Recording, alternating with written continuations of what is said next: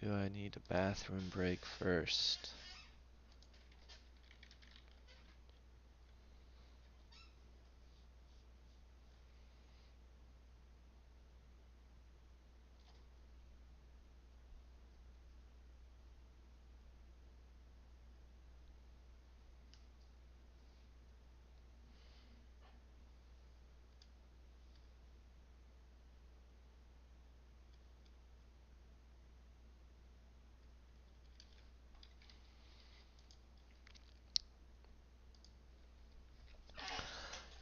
Mm-mm-mm.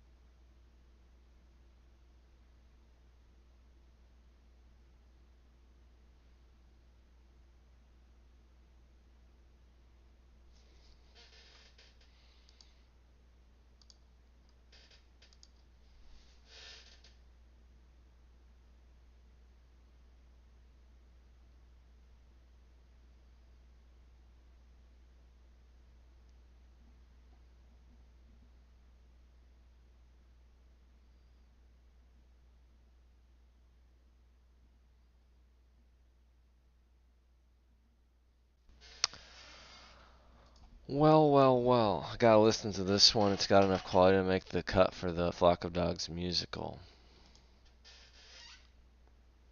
That's pretty, except the whale is ugly.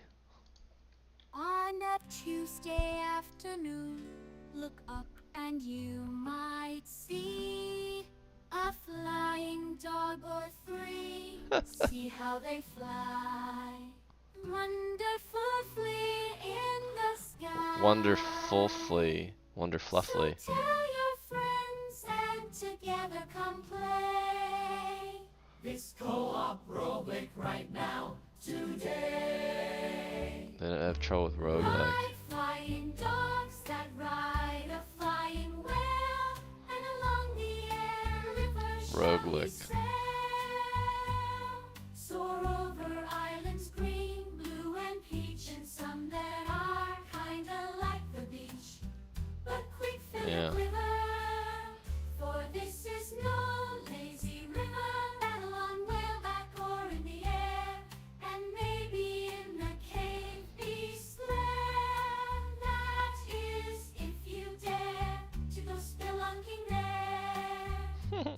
Multiplayer for 8, online and local. In Flock of Dogs, teamwork is focal. Fire cannons mop goo, feed a whale herd, cows that moo, vacuum clouds, dig up bones like a million. Pet dogs raise puppies, ride pillion, fly kites, gather solar power, land in an enormous flower. Sell Lucy dog heaven, spray hoses, rescue heaven. But where does the air river go? Where does it lead to the flying festival? Has decreed fun, friends, and fabulous food. It's a party and no one dares be rude. And when all is said and done, and your pups are sleeping. uh, yeah, that one's fun.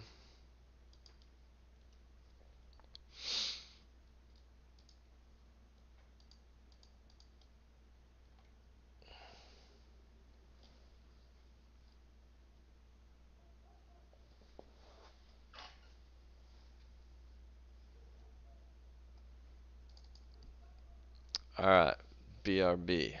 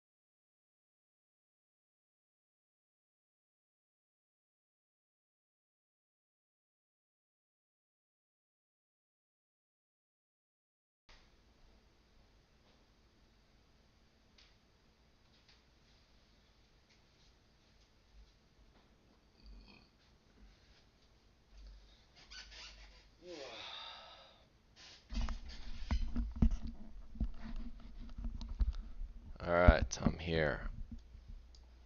Time. I will compose a response.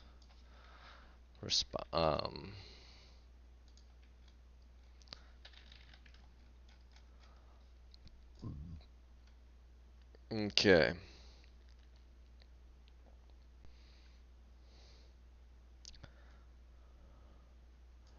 Here's comment. Response. Oh yeah, I will record this. Response to Tech Lords LVT question. Start recording. Welcome to Henry George Daily Devotional episode 47. We're going to respond to a user submitted question. Viewer submitted. It actually wasn't in response to a particular episode, but it was just a question about Georgism from a friend. They were speaking to somebody else about Georgism, and somebody else said, and this is the someone that mentioned, well, big tech companies also absorb the benefits that technological improvements bring, instead of those benefits being passed down to the workers. And land value tax wouldn't affect that in the same way it would affect landlords. The person who my friend is thought that was an interesting point. How would we shift the computer technological gains from execs to laborers? I don't think a land value tax would get much dollars from tech companies for the land that data centers are built on, or on the wire infrastructure that these companies use, or anything like that. Feel free to this is my chief work. Yeah. So a quick word search of progress and poverty. Invention is mentioned 66 times. We could go through all of these. The effect of inventions and improvements in the productive arts is to save labor. That is, to enable the same result to be secured with less labor, or a greater result with the same labor. But in a world where you can't escape landlords, it all gets absorbed eventually by the landlords. Yeah, so in general, in a land monopoly environment, in a land monopolized land, those execs, let's see, suppose we're in a land monopolized by one lord of the land. Then those execs themselves do not benefit, are not the ones. Then those execs are what those execs absorb from the workers are then in turn absorbed by the lord of the land. If the companies themselves are, in practice, companies often, well, let's see.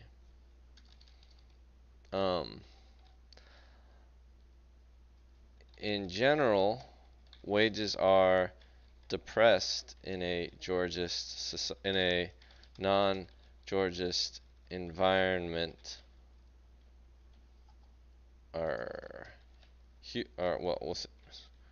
Environment. So So even without considering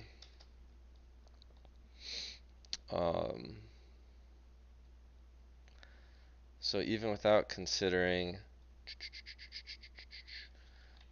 technological innovations, the workers are not getting their fair share. This is because wages are offered in sort of discretized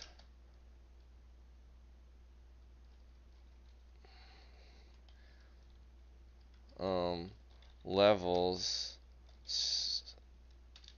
to persuade the more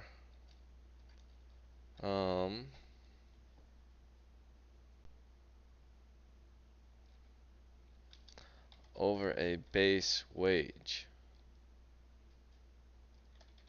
which is determined by how much money over a base wage. What's the better way?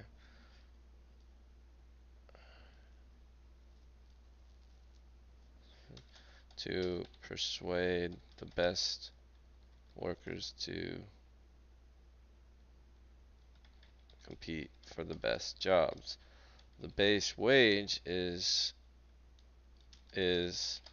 ultimately determined by what the average laborer could make from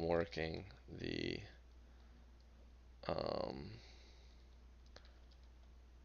working the marginal land, which is just the best unused land, which is just the land that can be used without having a rent to anyone. However, even this bottoms out,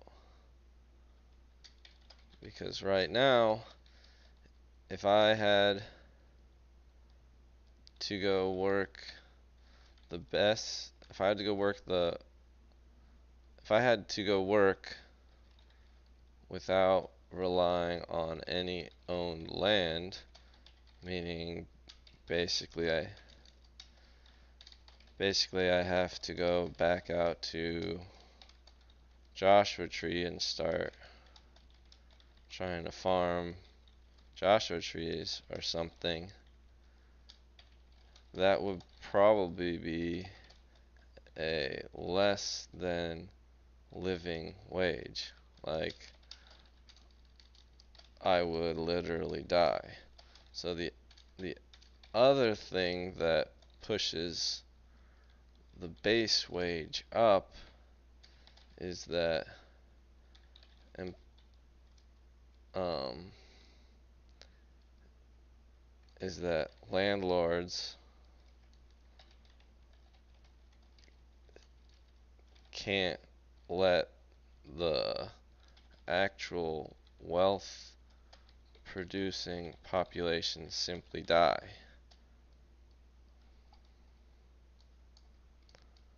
Um,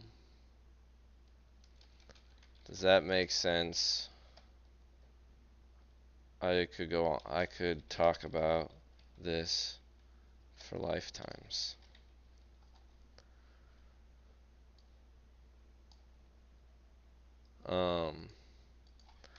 One final comment. George was against patents. Patents are a form of artificial monopoly. They're often granted along with tech innovation. There's disagreement about abolishment or reform.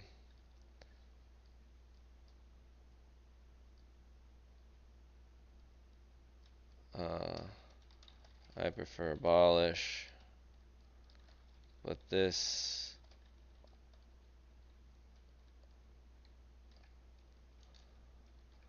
I could talk about patents for another lifetime too.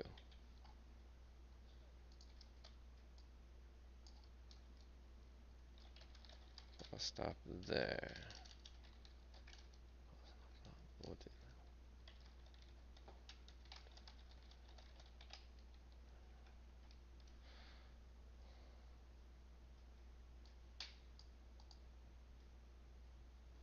That seems obvious.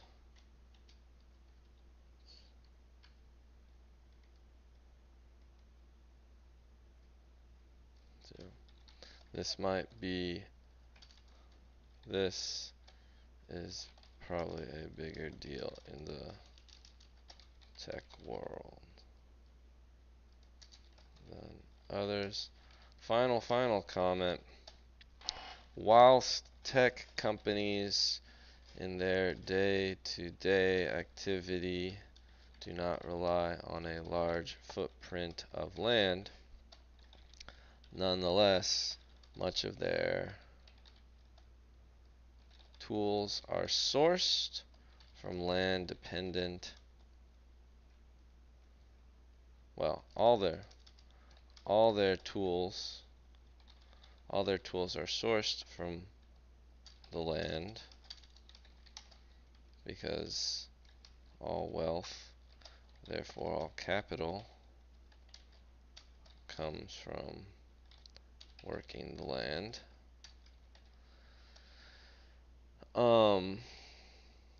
And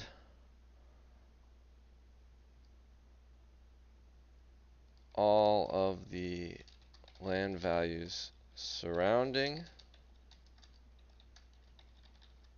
a tech HQ go up, up, up, and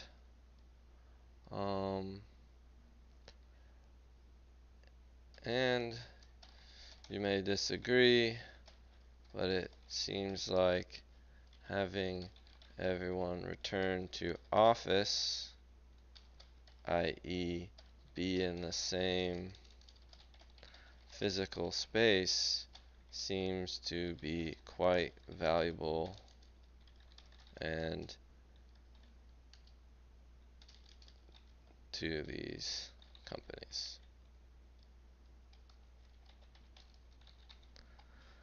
Alright, this is my monster response.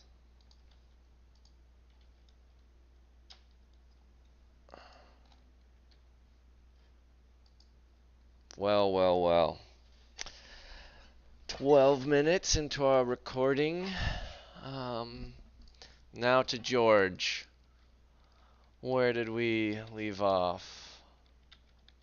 This is where we left off, in the middle of chapter 6. Uh-oh, did I not put the I on V there? Might need to look into that.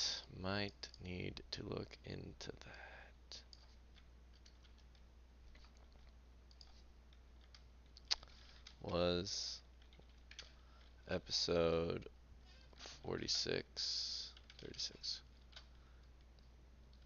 Misdetailed with.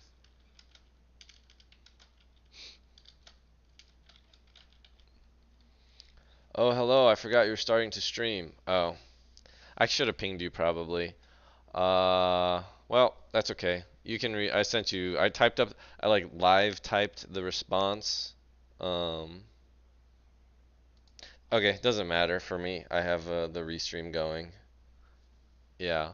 If you want to watch me type that up more slowly and think it through a little bit, you can watch, the VOD or the YouTube video. But I am going to press on. Cool. Let me know if you disagree, if you see problems with it, if it's unclear, or if you are wholly persuaded. Um, right. Here we are. All right. Henry George Daily Devotional. We're back to the reading. Uh, oh yeah, I could have included the law of wages in there. Or well, I guess we're about to get the official law of wages. Wages here. I'm gonna hit you with this.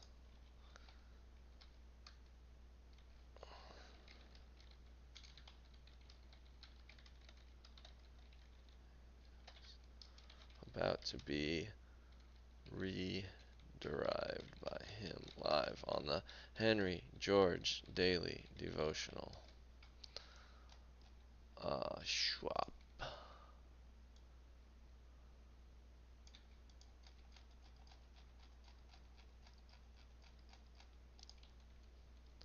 All right, here we go.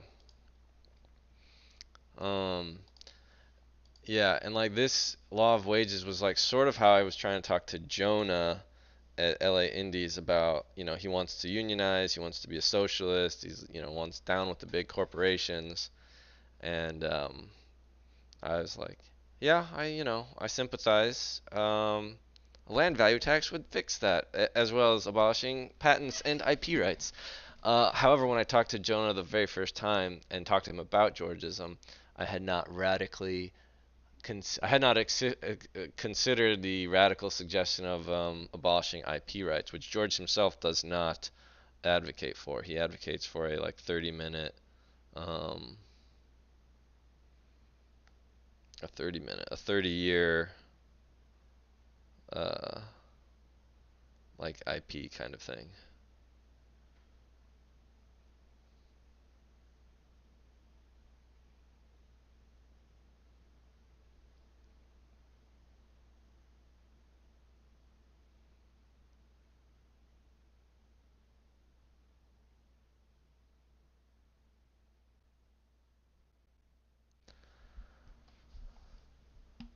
Yeah, cool. 30 minutes. Okay. All right. 30 minute. 30 minute. Yeah, yeah. 30 year is what a lot of people say for IP rights. I don't know. 10 years seems more than enough for me, or 0 years also seems enough for me. Okay, but though all this is Henry George writing in Progress and Poverty. Finally, we're getting to it. This is gonna be the long record-setting episode today.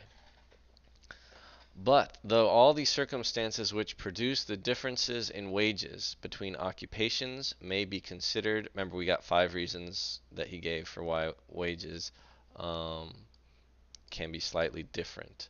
Um, between occupations may be considered as operating through supply and demand. They, or rather their effects, for sometimes the same cause operates in both ways, may be separated into two classes, according as they tend only to raise apparent wages, or as they tend to raise real wages, that is, to increase the average reward for equal exertion. The high wages of some occupations much resemble what Adam Smith compares them to, the prizes of a lottery, in which the great gain of one is made up from the losses of many others. This is not only true of the professions by means of which Dr. Smith illustrates the principle, but is largely true of the wages of superintendents in mercantile pursuits, as shown by the fact that over 90% of the mercantile firms that commence business ultimately fail. Mercantile, I know that has kind of a historical meaning too. I don't know if he means it more than just merchants. In this case, yeah, just merchants. I don't know. The higher wages of those occupations which can be prosecuted only in certain states of the weather, or otherwise intermittent and uncertain, are also of this class. Um, Yeah, this class is wages of superintendents, and this is the one where the gain of one is made up of the losses of from others. Um, while differences that arise from hardship, discredit, unhealthiness, etc. imply differences of sacrifice, the increased compensation for which only preserves the level of equal returns for equal exertions. Yes, if your job is easy and you get $10 for doing it, but my job is very, very hard and I get $20 for doing it, I have exerted much more than you, and so if you were to exert more, we would get the same result still. All these differences are, in fact, equalizations arising from circumstances which, to use the words of Adam Smith, make up for a small pecuniary gain in some employments and counterbalance a great one in others. Pecuniary just meaning money, not necessarily evil. Usually it's always associated with something derogative. George continues. But besides these merely apparent differences, there are real differences in wages between occupations, which are caused by the greater or less rarity of the qualities required, greater abilities or skill, whether natural or acquired, commanding on the average greater wages.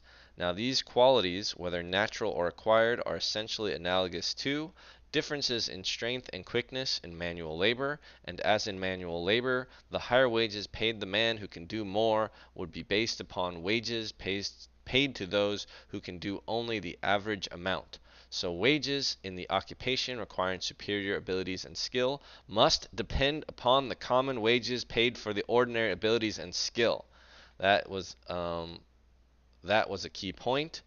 Um, if you're the absolute best burger flipper, you'll make a little bit more, than the ordinary burger flipper. If you are the absolute best surgeon, you'll make more than the ordinary surgeon. It is indeed evident from observation, as it must be from theory, that whatever be the circumstances which produce the differences of wages in different occupations, and although they frequently vary in relation to each other, producing, as between time and place, greater or less relative differences, yet the rate of wages in one occupation is always dependent on the rate in another, and so on, down until the lowest and widest stratum of wages is reached, in occupations where the demand is more nearly uniform and in which there is greatest freedom to engage. Yes, this is the discretized pyramid of wages. That's my phrasing for it. There is this base level of labor, which is like go work with your hands with no tools, go pick berries effectively. And that is very uniform in what it requires from people, and it is very free to engage in. Um, Fishing, hunt, these basic sort of survival crafty kind of occupations. Um, that is the base rate. George continues. For although barriers of greater or less difficulty may exist, the amount. Oh, yeah, Patrick, you should just send your friend the Henry George Daily Devotional right here, right now. um, The amount of labor which can be determined in any particular pursuit is nowhere absolutely fixed. I wasn't paying attention during that sentence. Yes, the amount of labor is flexible. All mechanics could act as laborers. And I guess this term of laborer, I guess, is like a daily laborer. I'm a little confused why George would use this term. It's like a general category, but I think he just, I don't I don't know. And many laborers could readily become mechanics. I'm thinking of a laborer as like a picker, maybe, like a farm picker or something. All storekeepers could act as shopmen. Okay, I don't know what the difference in a storekeeper and a shopman is, but I'm assuming they're slightly different. And many shopmen could easily become storekeepers. Many farmers would, upon inducement, become hunters or miners, fishermen or sailors, and many hunters, miners, fishermen, and sailors know enough of fanning. I believe this is a transcription error. This should be farming to turn their bands to it on demand. I think this is another one. This should be hands to it on demand. I really probably Ugh. I was gonna say I should document the typos. We could make a note here. Um, Fanning to turn their bands.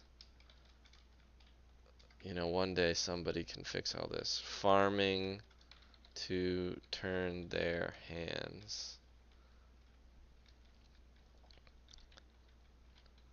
I'll have to make a file for found typos, but I'm not gonna go back to the start here.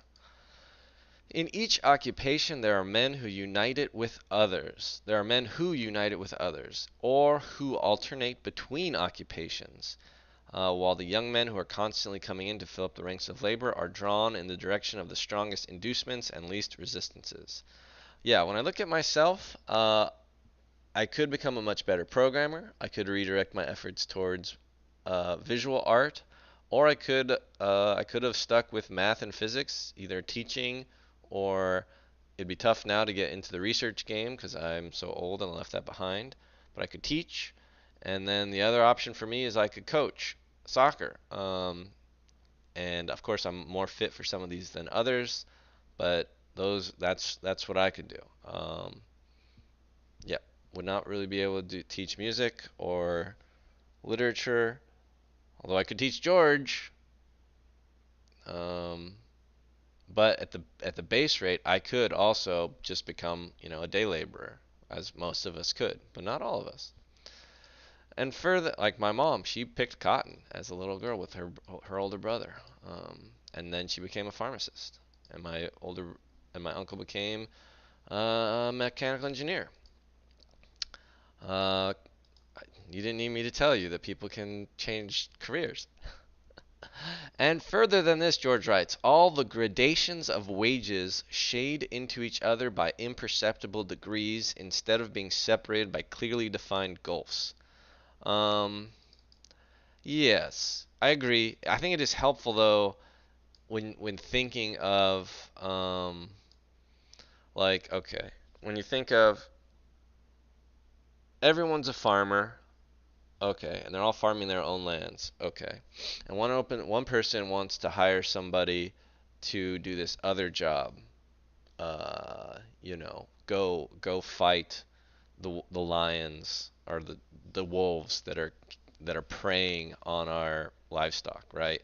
Dangerous job. You need to be strong, brave, high risk involved as well. So you're going to need to offer um like something more than um the farmer's wage. Okay, so that's like farmer's wage plus epsilon, right?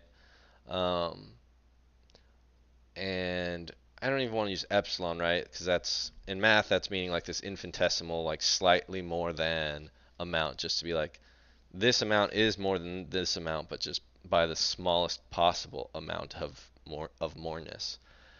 We want to use like a unit. It's like $1 more per hour or something, some unit more. Okay, and then suppose there's another job that comes up, which is like, I don't know, I was assuming like a low tech world, so being the one to go out and fight wolves is pretty high demand. I guess you could imagine, you know, wanting a doctor next. So you're gonna need somebody who's just gonna spend their whole life researching and has to just sort of preferably be a very smart person. Um, yeah, and this isn't going to be super great to compare because it's likely that person probably wouldn't have um, competed for the wolf hunting job. All right, suppose there's some other. So yeah, all right, let's forget the doctor one. Suppose there's some other job which is like, okay, now we need somebody to like go get water, and water is super far away and it's heavy or something. So it takes a lot of physical demand, but not as much as fighting the wolves. So if you offer the same amount that you want to pay for the wolf hunter, well, all the wolf hunters are just going to stop hunting wolves and they're going to become water carriers, right? because they're strong and fit and they can do that, and they'll get paid more than being just a standard day laborer or a farmer, I guess. So then so we inserted like a job here that had middle demands. So then to get people to hunt wolves again, you're going to need to offer like 2 units, you know. Um, that's why I think it's sort of helpful to think of these gradations. But yes, once you have like if you have infinite jobs, infinite workers, infinite levels of or of the demands for those jobs, there will be a very smooth, imperceptible degrees. The gulfs between the jobs will be hard to even see, but you can still see the extreme ends, right? Like nowadays, we have our surgeons, we have our lawyers, we have our burger flippers, and then we also have sports stars or movie actors. Anyway, the wages, George writes, even of the poor paid mechanics are generally higher than the wages of simple laborers, but there are always some mechanics who do not on the whole make as much as some laborers. The best paid lawyers receive much higher wages than the best paid clerks, but the best paid clerks make more than some lawyers, and in fact, the worst paid clerks make more than the worst paid lawyers. Thus, on the verge of each occupation stand those to whom the inducements between one occupation and another are so nicely balanced that the slightest change is sufficient to determine their labor in one direction or another. Unless, unless, like the American Medical Association says, there can only be X number of doctors per year. So even if you want to be a doctor, you can't unless you get one of those spots that I don't know exactly how they decide who gets the spots. It's like the number of residencies that the I don't know. It's something like that. Artificial restriction to free trade via the government, which is a costly thing to do in terms of wealth generation. Not saying it's always wrong, but I am saying it's always wrong. Thus, any increase or decrease in the demand for labor of a certain kind cannot, except temporarily, raise wages in that occupation above, nor depress them below the relative level with wages in other occupations, which is determined by the circumstances previously adverted to. I don't think adverted to is a typo. I just think it's an old word meaning referred to in speaking or writing, such as relative agreeableness or continuity of employment, etc. Yes. Any increase or decrease in demand for labor of a certain kind cannot, except temporarily, raise wages in that occupation above nor depress the relative level of wages in other occupations. Um, and that's determined as previously we referred to, talked about, adverted to, such as agreeableness, continuity of employment. The other reasons, I actually quickly jotted them down in my précis of progress and poverty, which were agreeableness, like difficulty, skill required, constancy, is it like seasonal or something, the responsibility when you have that position that falls on you, and the risk were the five. You could probably break those down different ways, add other ones, subdivide in other ways, but anyway. George continues, even as experience shows where artificial barriers are imposed to this interaction, such as limiting laws, guild regulations, the establishment of caste, etc., they may interfere with, but cannot prevent, the maintenance of this equilibrium. They operate only as dams, which pile up the water of a stream above its natural level, but cannot prevent its overflow. Uh, Thus, although I wonder if he's. I mean, I would now refer you to reading his essay on rum power, which is how when there are tariffs or limitations on the selling of rum and alcohol, uh, the effects of that, and how suddenly there's this whole faction in politics called rum power that is enabled by the tariffs and restrictions on rum, and then at what point it incentivizes bootlegging and such so forth, and thus hence ergo follow through the ramifications of all that.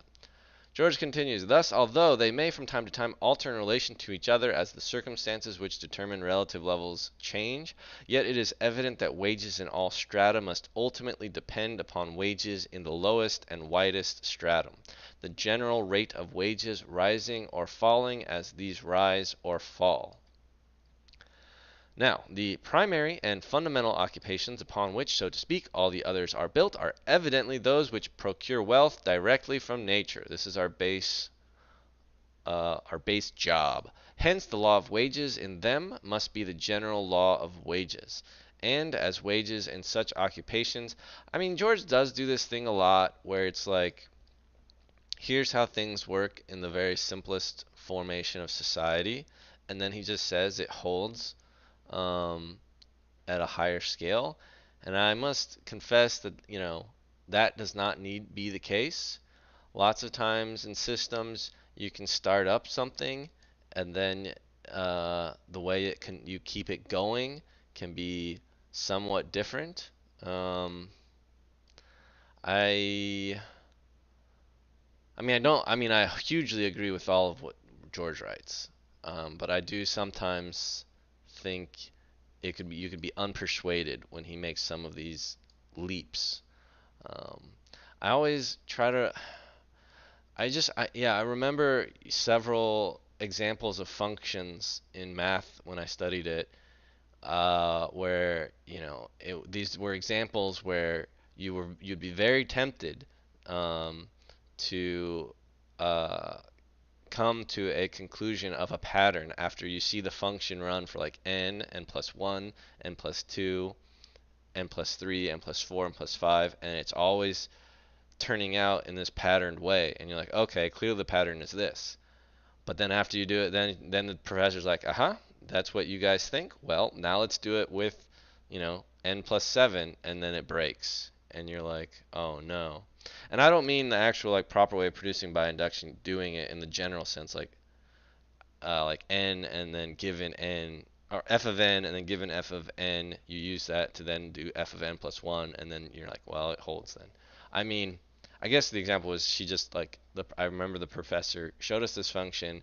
She, did it for f of 1 and got a result. The answer was 2. Then f of 2 and the result was 3. F of 3, the result was 4. F of 5, the result was 6. F of 7, the result was 8. And so you're like, oh, okay, so it always just adds 1. And then she's like, oh, well, here, when we do f of 9, we get 12. And then when we do f of 10, we get 16. And it's like, oh, shit. Anyway, that was a big tangent.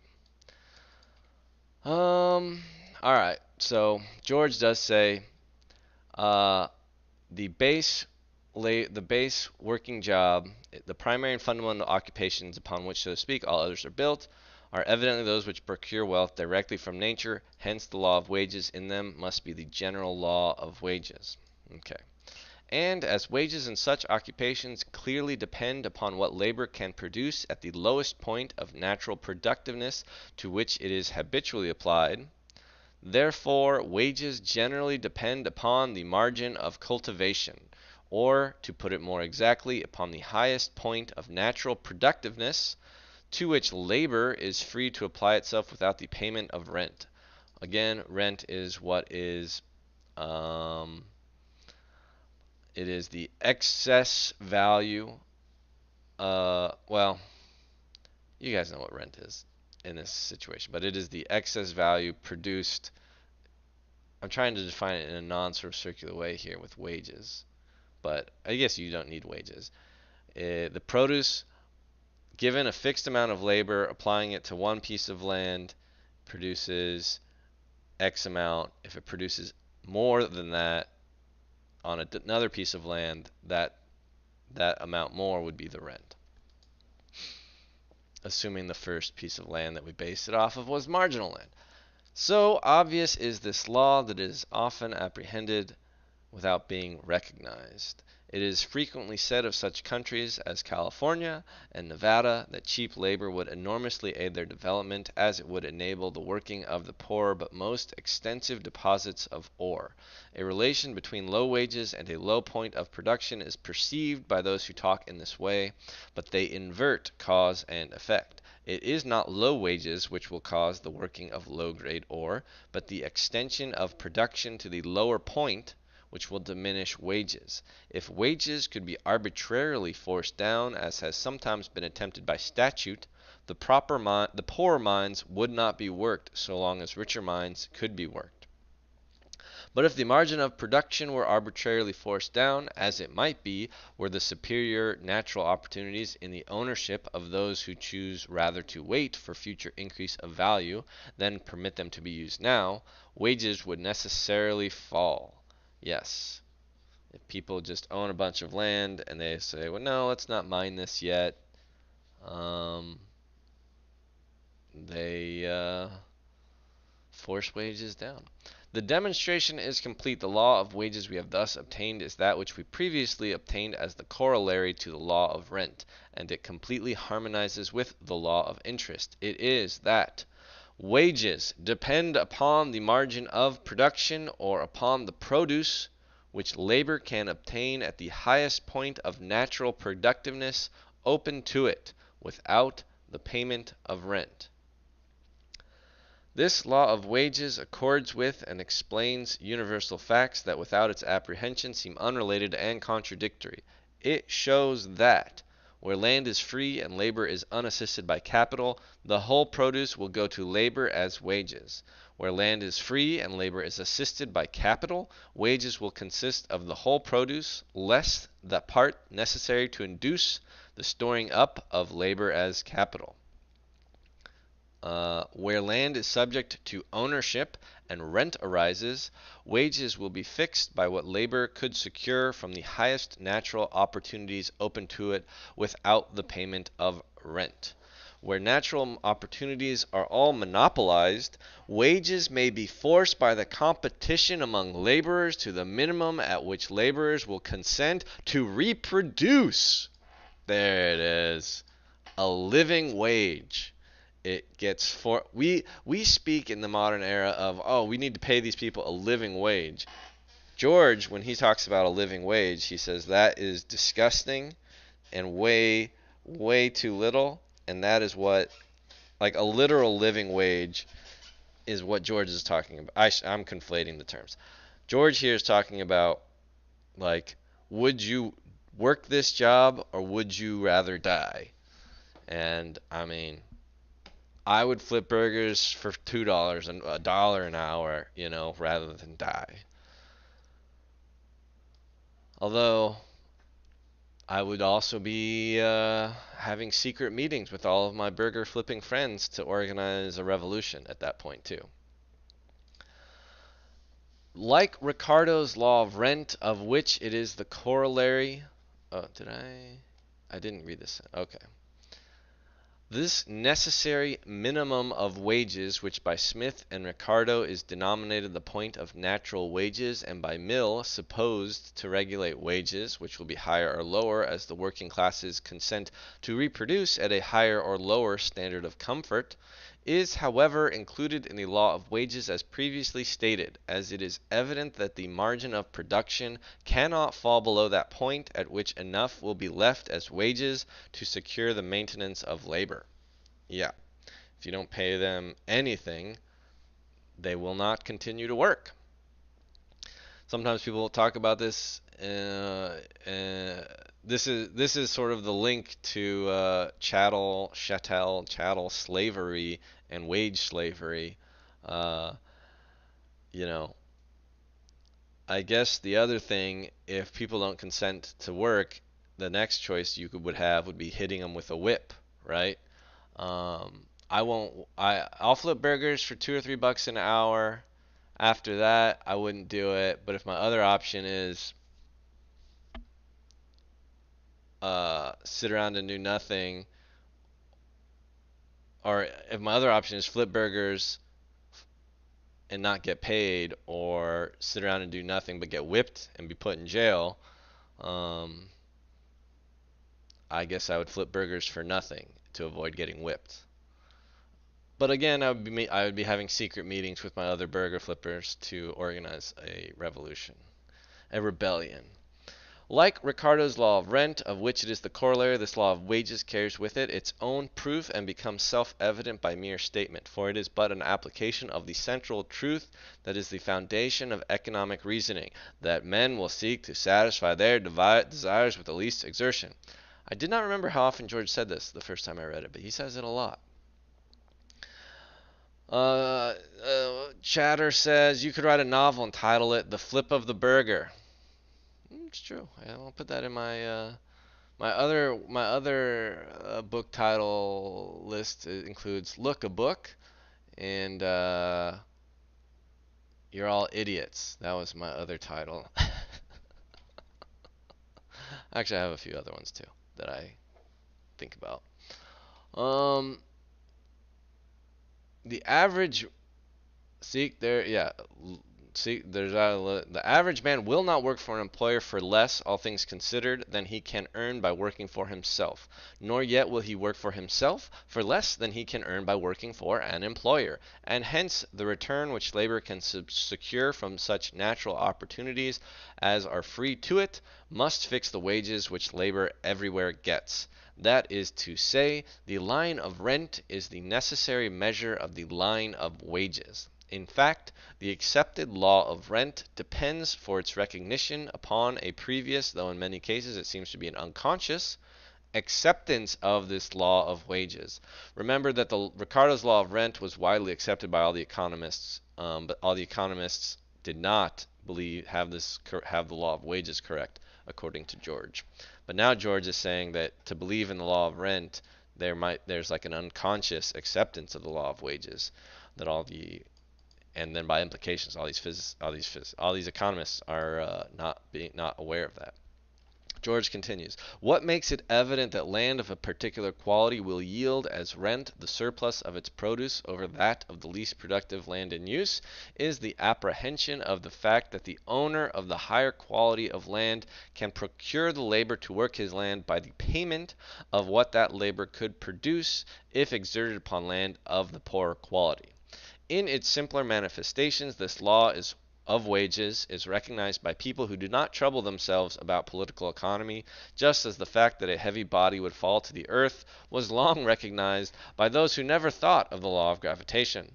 It does not require a philosopher to see that if any country natural opportunities were thrown open which would enable laborers to make for themselves wages higher than the lowest now paid, the general rate of wages would rise, while the most ignorant and stupid of the placer miners of early California knew that as the placers gave out or were monopolized, not exactly sure what a placer is, wages must fall. Maybe these are just like claims. I don't know. It requires no fine spun theory to explain why wages are so high relatively to production in new countries where land is yet unmonopolized. The cause is on the surface. One man will not work for another for less than his labor will really yield when he can go upon the next quarter section and take up a farm for himself. It is only as land becomes monopolized and these natural opportunities are shut off from labor that laborers are obliged to compete with each other for employment, and it becomes possible for the farmer to hire hands to do his work while he maintains himself on the difference between what their labor produces and what he pays them for it. All right, this we're just going crazy today. We're gonna finish. Adam Smith himself saw the cause of high wages where land was yet open to settlement, though he failed to appreciate the importance and connection of the fact. In treating the causes of the prosperity of new colonies, Chapter 7, Book 4 of Wealth of Nations, he says, every colonist gets more land than he can possibly cultivate. He has no rent and scarce any taxes to pay.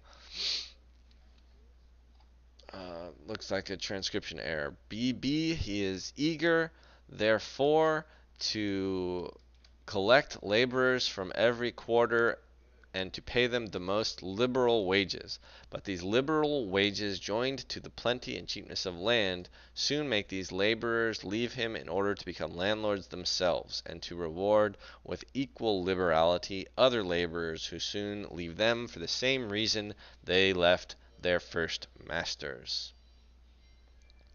This chapter contains numerous expressions which, like the opening sentence in the chapter on the wages of labor, show that Adam Smith failed to appreciate the true laws of the distribution of wealth only because he turned away from the more primitive forms of society to look for first principles amid complex social manifestations, where he was blinded by a pre-accepted theory of the functions of capital, and yet, as it seems to me, by a vague acceptance of the doctrine which, 2 years after his death, was formulated by Malthus. If you want to read about, if you're a new viewer, listener of the Henry George Daily Devotional, we spent a lot of time talking about Malthus back in book 2, maybe book 1, book 2, I don't know. And it is impossible, George continues, to read the works of the economists who since the time of Smith have endeavored to build up and elucidate the science of political economy without seeing how over and over again they stumble over the law of wages without once recognizing it. Yet, quote, if it were a dog, it would bite them, end quote. Indeed, it is difficult to resist the impression that some of them really saw this law of wages, but, fearful of the practical conclusions to which it would lead, preferred to ignore and cover it up rather than use it as the key to problems which without it are so perplexing. I mean, yeah, after George, economists should have been out of a job. A great truth to an age which has rejected and trampled on it is not a word of peace, but a sword. A great truth to an age which has rejected and trampled on it is not a word of peace, but a sword. Perhaps it may be well to remind the reader, before closing this chapter, of what has been before stated, that I am using the word wages not in the sense of a quantity, but in the sense of a proportion. When I say that wages fall as rent rises, I do not mean that the quantity of wealth obtained by laborers as wages is necessarily less. Yeah, and this is a subtle point, right? Because we talk about, oh, we're all so rich now. We are, as a society. And anyway, I don't need to interrupt George more. As wages, I do not mean that the quantity of wealth obtained by laborers as wages is necessarily less, but that the proportion which it bears to the whole produce is necessarily less. The proportion may diminish while the quantity remains the same or even increases. This is very relevant to the tech innovation we started off with. If you have some kind of innovation that lets your workers be 10 times more productive, you can keep their wages at the same amount, and their proportion has dramatically gone down. So the executives make a whole bunch more money, and if the executives are themselves renters, then it's all going to be sucked away from them too. If, George continues, the margin of cultivation descends from the productive point which we will call 25 to the productive point we call 20, the rent of all lands that before paid rent will increase by this difference, and the proportion of the whole produce which goes to laborers as wages will to the same extent diminish.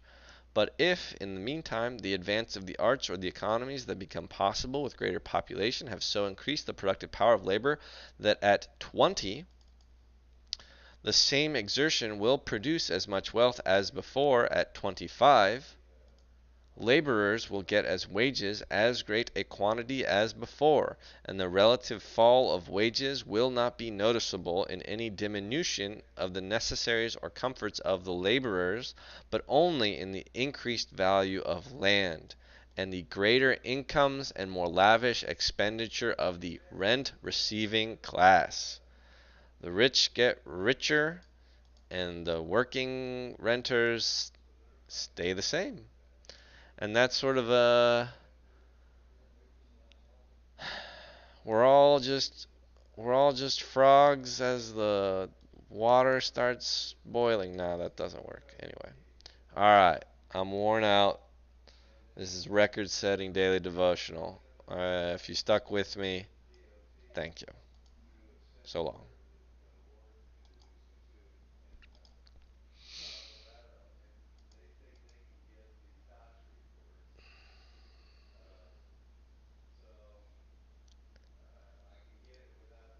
Bedtime, Scrubbles.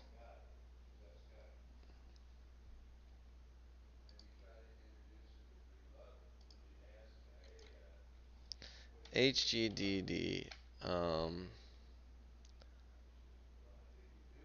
46. Book 3. Chapter 6.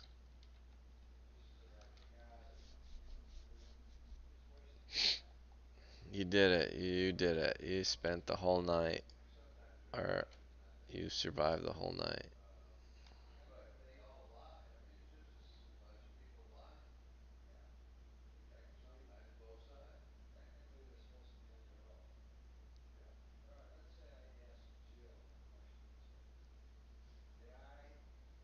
Hmm. I can't generically say chirping because crows are squawking. Hmm.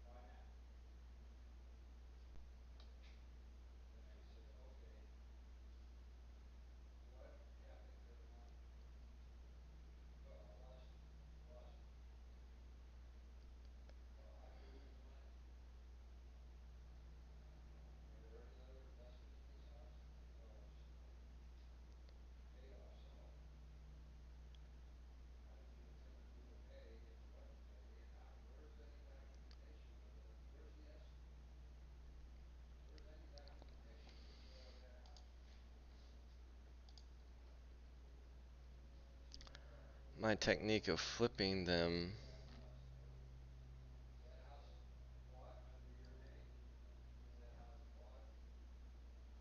Wait, this should be episode 47.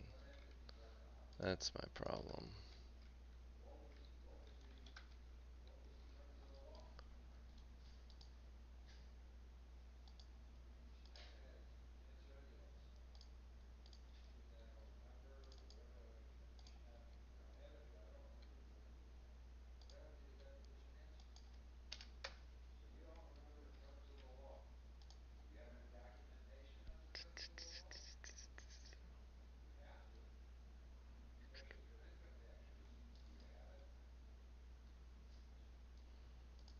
All right.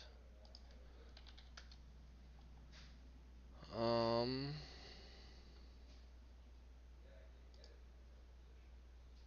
Oh, it's the final.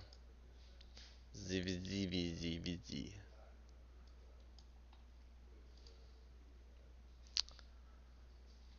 Hmm.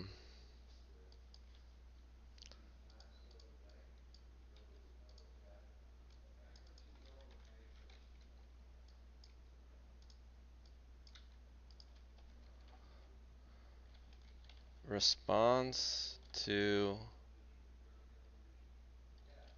Tech Lords.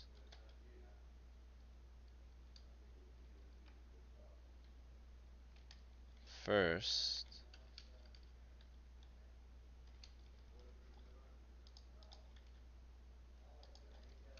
a response to Tech Lord question then continued. Oh, we're at 102.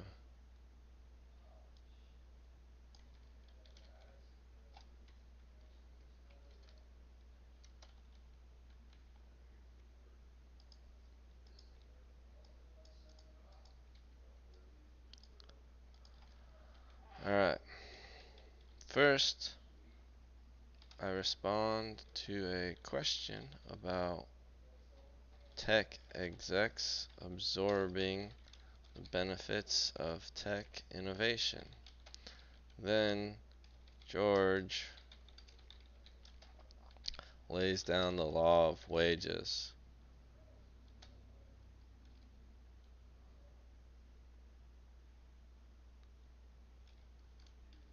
It's so funny. In this moment, it's like a blur when I try to think back over what we just read.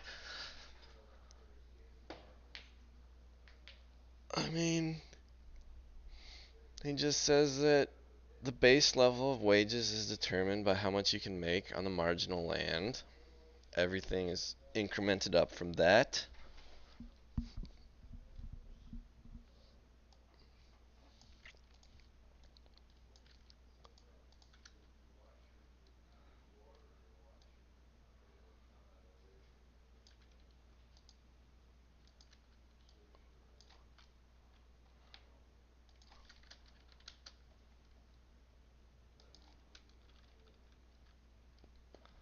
Is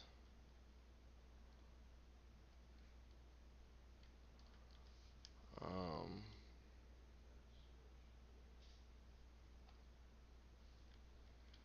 by starting with simple societies.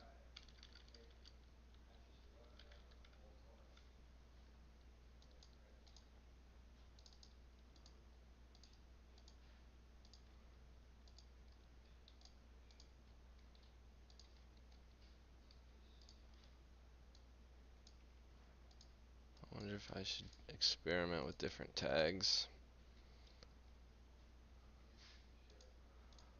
It is true I spend a lot of time making these videos, but I do not spend much time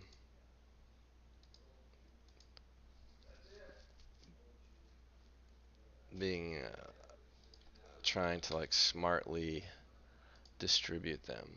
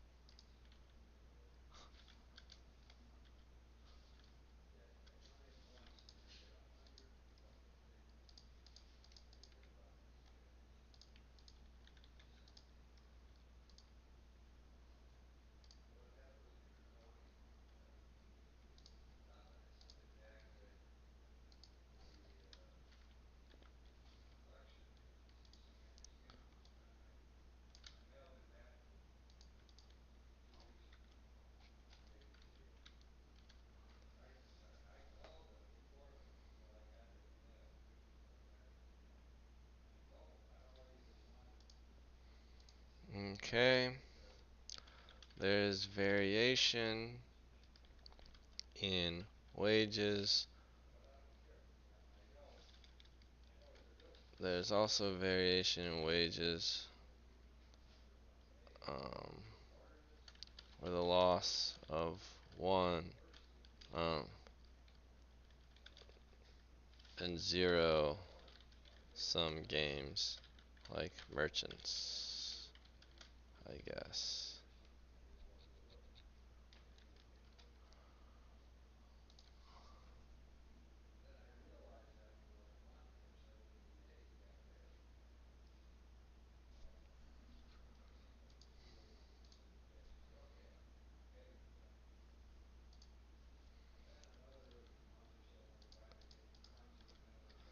Wages are based on the base wage of the most uniform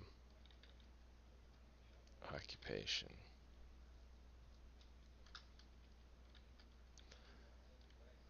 It then increments based on the factors above described. This ties wages to marginal land.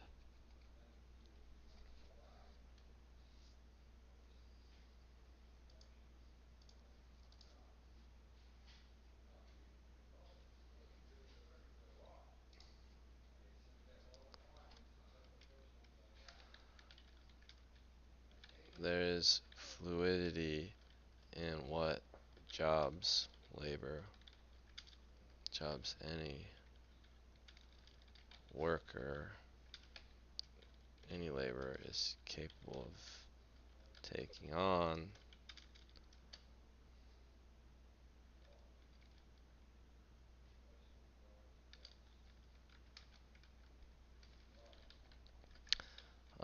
A worker has some fluidity on what jobs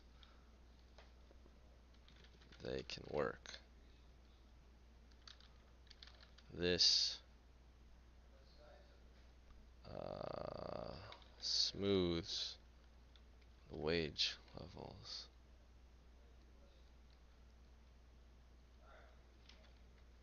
and links the wage levels.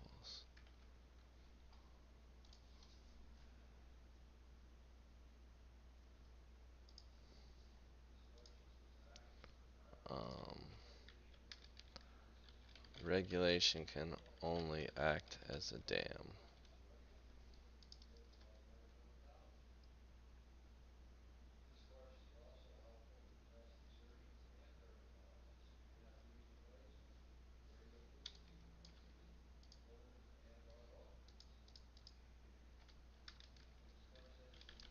All these California and Nevada bear witness to these truths. The law of wages.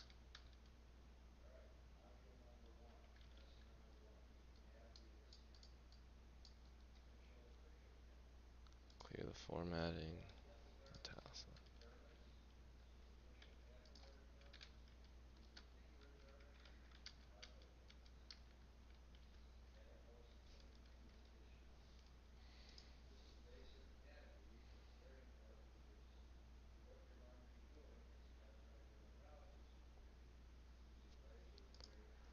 Um,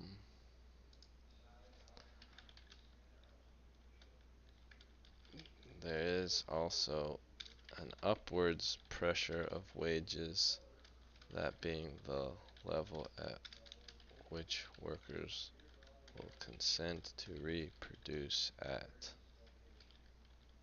George's living wage. LOL.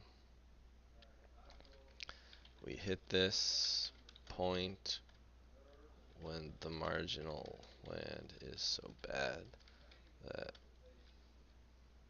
it's is super bad or non-existent.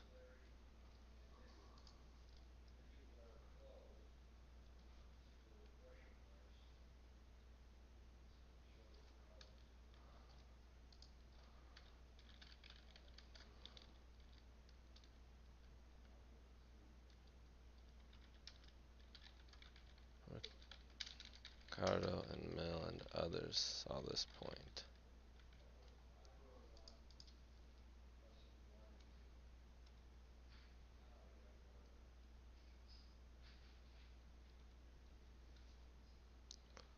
Um,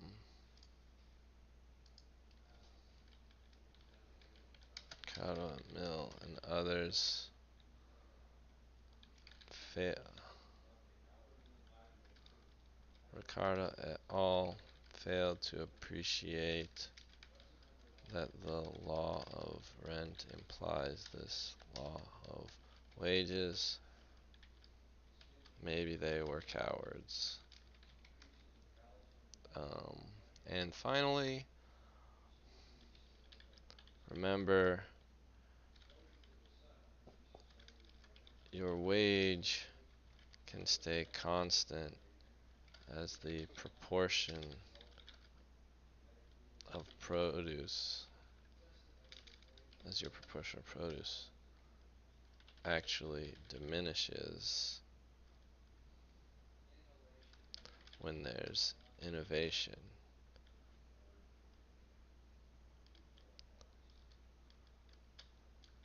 That is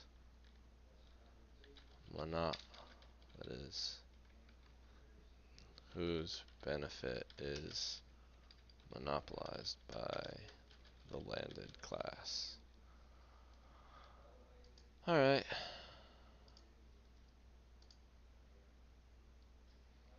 A lot of Georging today.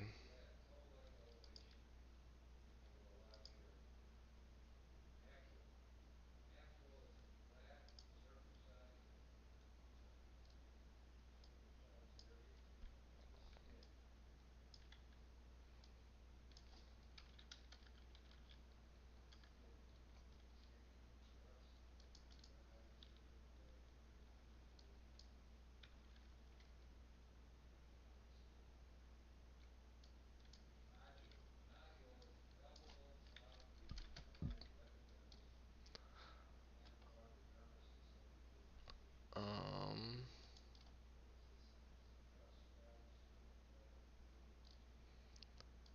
yeah, I was gonna check if I had a typo in my previous.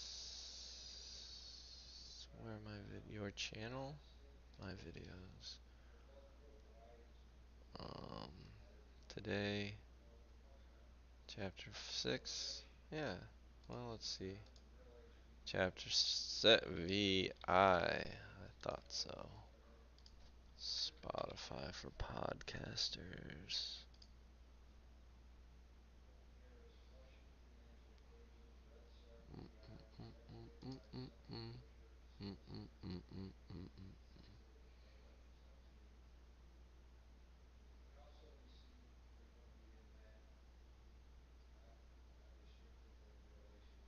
This didn't get published. Damn it. Somehow the schedule episode 45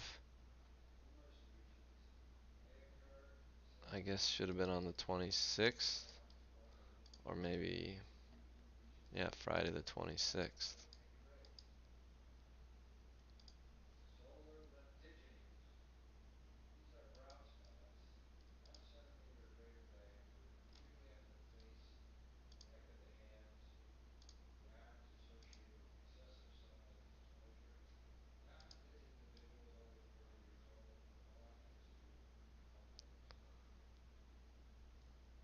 Okay.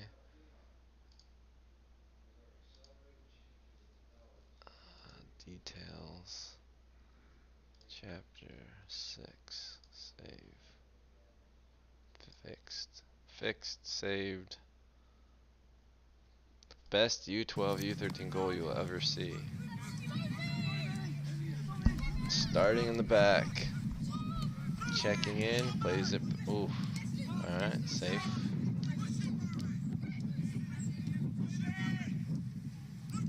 It's a little windy. Oof. Wow. You got him on the wing. Stay on side. Oh, he just puts it away.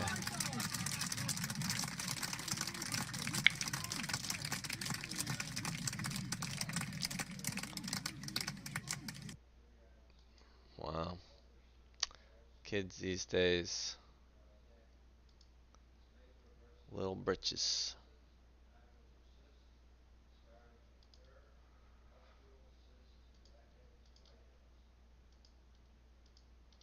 Rain world.